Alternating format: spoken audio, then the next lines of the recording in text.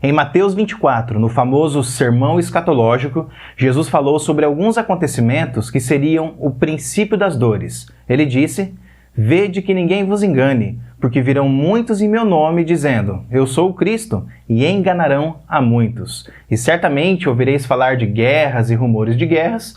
Vede, não vos assusteis, porque é necessário assim acontecer, mas ainda não é o fim. Porquanto se levantará nação contra nação, reino contra reino, e haverá fomes e terremotos em vários lugares. Porém, tudo isto é o princípio das dores." Diferente do entendimento popular, que associa essa profecia com uma suposta grande tribulação futura, a verdade é que Jesus estava profetizando acerca da queda de Jerusalém, que ocorreria num futuro próximo, no ano 70 da era cristã. Nessa profecia, Jesus utiliza a metáfora das dores de parto. Assim como as dores de parto precedem o nascimento de uma vida, os eventos dolorosos em Jerusalém precederiam a nova realidade da história redentora. As dores dessa profecia são justamente os eventos e as circunstâncias que antecederam a queda de Jerusalém no ano 70 d.C.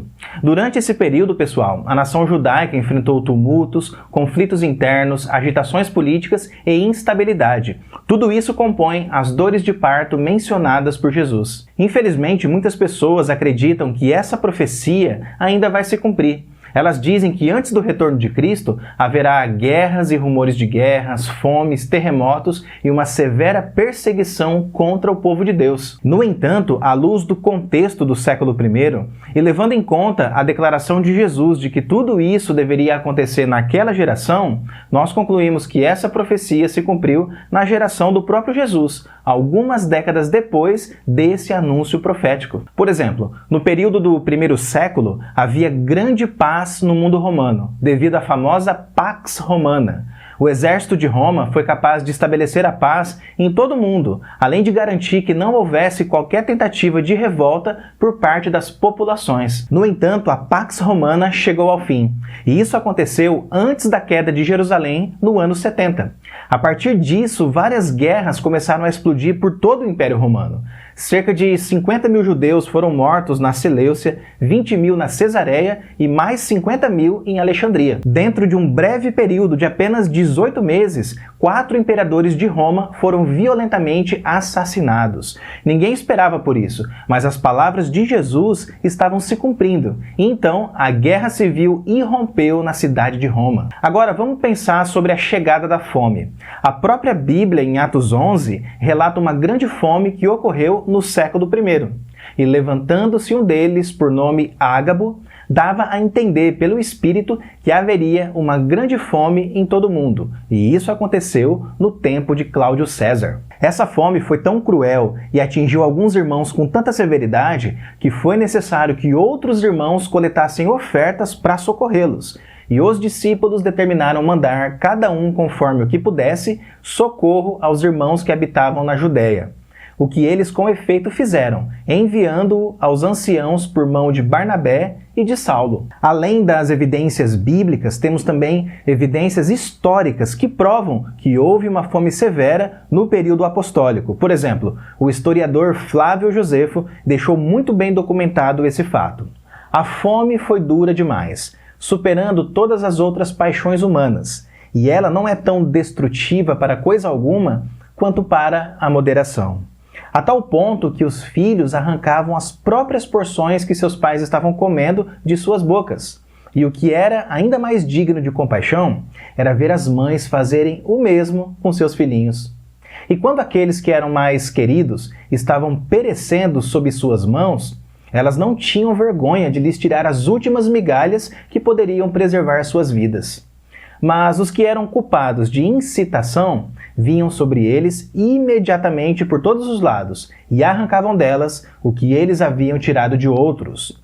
Pois quando viam alguma casa fechada, isso era para eles um sinal de que o povo ali dentro havia conseguido alguma comida. E imediatamente arrombavam as portas, entravam correndo e tomavam pedaços do que eles estavam comendo, quase que de dentro de suas gargantas, à força. Os velhos que seguravam com firmeza a sua comida eram espancados, e se as mulheres escondessem o que tinham dentro de suas mãos, seus cabelos eram arrancados por fazerem isso.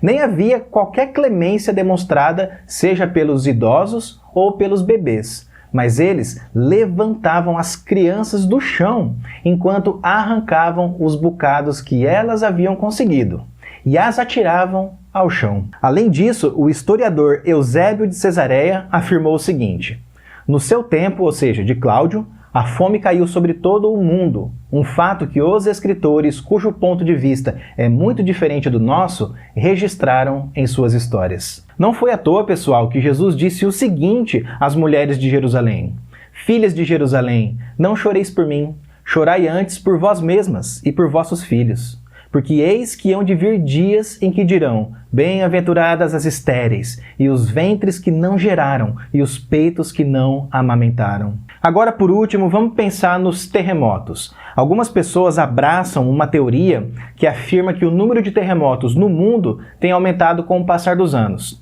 Porém, estudiosos têm chegado à conclusão de que os terremotos, na verdade, diminuíram com o passar dos anos. Isso não quer dizer que terremotos não ocorram hoje em dia, mas sim que no século I o número de terremotos era bem maior do que hoje.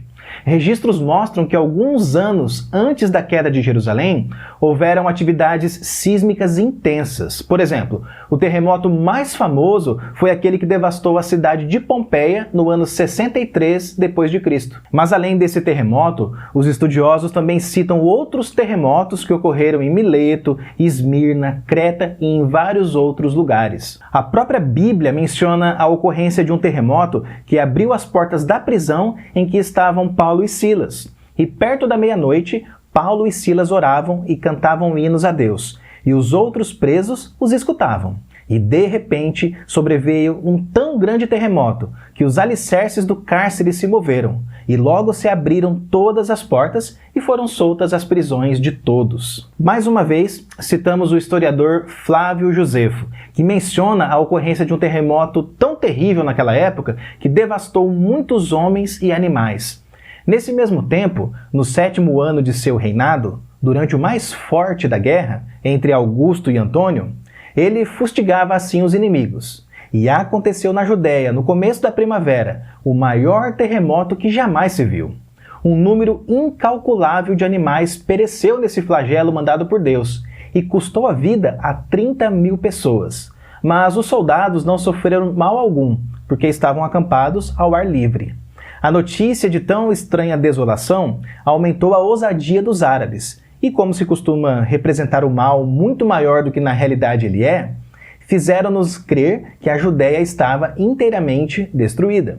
Diante desses fatos que foram mostrados aqui, nós concluímos que o princípio das dores profetizado por Jesus não se refere aos sinais do fim do mundo, mas sim aos eventos que antecederam a queda de Jerusalém e do templo no ano 70 da era cristã. Quando você ouvir notícias de guerras, fomes e terremotos, não associe esses acontecimentos com a profecia de Jesus em Mateus 24. Guerras, fomes e terremotos sempre vão existir até o dia do retorno de Cristo, porém em proporções cada vez menores. O que não podemos é pensar que esses fatores indicam que a profecia de Jesus está se cumprindo nos dias atuais. Isso não é verdade, pessoal, porque a profecia de Jesus se cumpriu na geração do século I. Guerras, fomes e terremotos são o princípio das dores que antecederam a queda de Jerusalém.